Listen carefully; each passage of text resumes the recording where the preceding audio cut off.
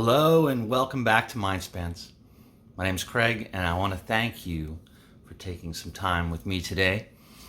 I was reading this incredible article talking about this tribe in Papua New Guinea, and apparently their whole language and time structure is geared around the two rivers that they're surrounded by. And it's just an incredible article talking about how they have this sense of space,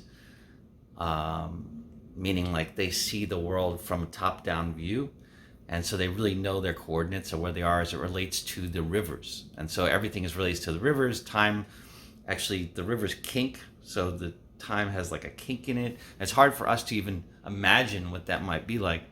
And the author had lived with them, and it took him a very long time to even, and they used to laugh at him because he couldn't articulate the world the way they saw the world, and apparently it was a very complex situation. But it got me to thinking about today's chat with regards to language, because we talk a lot about letting go. We talk a lot about clearing our lens. We talk a lot about how do I communicate better by being more focused and more true.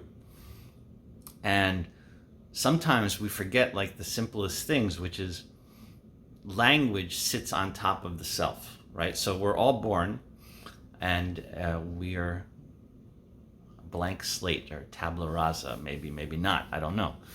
But certainly from a language perspective, we have the ability to learn language in any type of language, and obviously in any structure, and with different concepts of time and space and direction and distance and everything, and culture.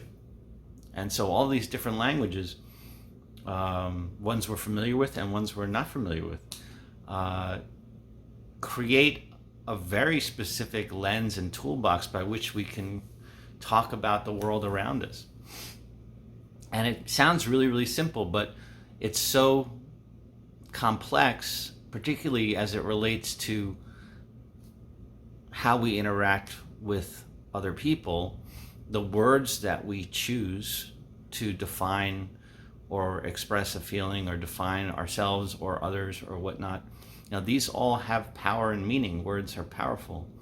And yet, even within our own language, we often have very, very difficult time communicating, because sometimes people have a different view of what that word might mean or come from a different perspective. I was out in the Midwest and dealing with some farmer type people, and they talk about crops. I mean, it's the concept of the world around when the crops grow and when they plant and when they harvest and all that, in the rain.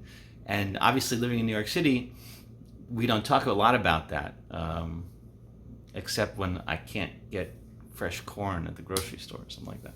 So we speak from a different place. And so it's really important, as you try to elevate your daily existence, part of it is having good, clear communications with other people. And so I always tell the groups I'm working with that it's really important to identify who your audience is. It's important to identify what the language that they're used to speaking, and try not to use jargon from a particular industry as an example. So if you're in the science industry, or you're in manufacturing, or you're in some sort of services, everybody has their jargon, and then they have their business jargon also. So it just keeps going and going and going. And so how do you then communicate to a broader audience or to a different type of audience? And you need to find and understand the language that they're coming from and speak in their language. And even I don't do it well sometimes. And people who look at some of my videos are saying, you're speaking from your language, but how do you bring that to a place where people can understand it? Because you've been studying this stuff for so long. And so some things are second nature. So I've really been trying one, choose my words carefully, much more carefully, and also to help with stories. And I think that's why when I talk about teaching public speaking, I always try to get people to tell stories. So whether it's reading this article or something that people can relate to that says, wow, it's really interesting, and I understand the story and I understand the parable, and that's why we're able to then communicate with each other more clearly. And so that's pretty much what I got. I just want to elevate to you that part of achieving your enlightenment, greatness, happiness, is having really great communications, and oftentimes there's miscommunication, often, particularly between cultures, and particularly between people from different industries and business. And even if you're a salesperson and you're talking to the R&D people, it's like totally different planets. And so you really got to find ways to bridge those communication gaps, and understand that you may be miscommunicating, and be prepared to try different methods to express and get feedback and make sure people understand what you're saying, and where you're coming from. So I wish you great success with this.